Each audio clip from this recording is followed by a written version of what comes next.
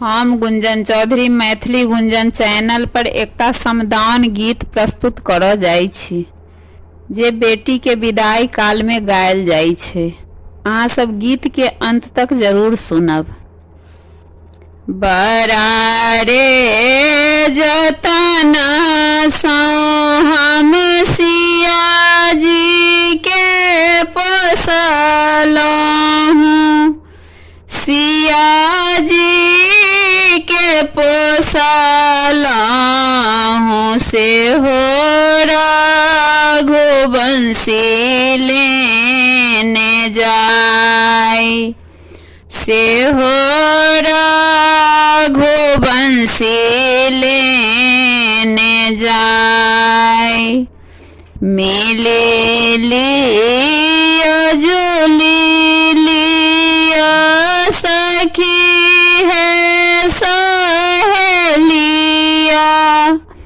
सखी है सहेलिया आबे सासुर जाय, आबे सासुर जाय। कथी के डोलिया कोन रंग ओहरिया, कोन रंग ओहरिया लागी गेल बत्ती सो कहार, लागी गेल बत्ती सो कहार।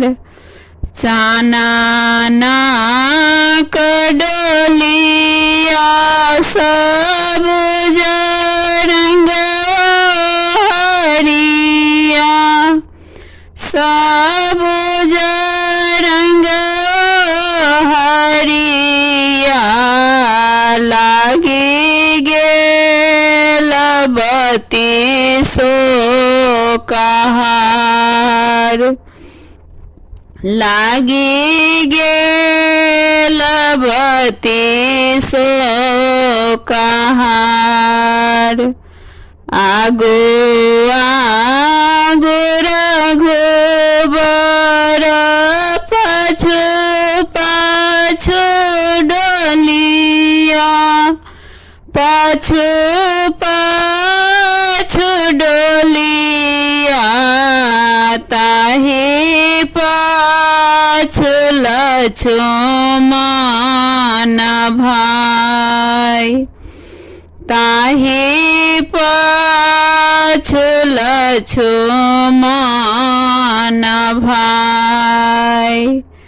बरारे जतन सँ हम सिया जी के पोसलहुँ, सिया जी के पोसलहुँ से हो रघुवंशी लेने जाय, से हो रघुवंशी ले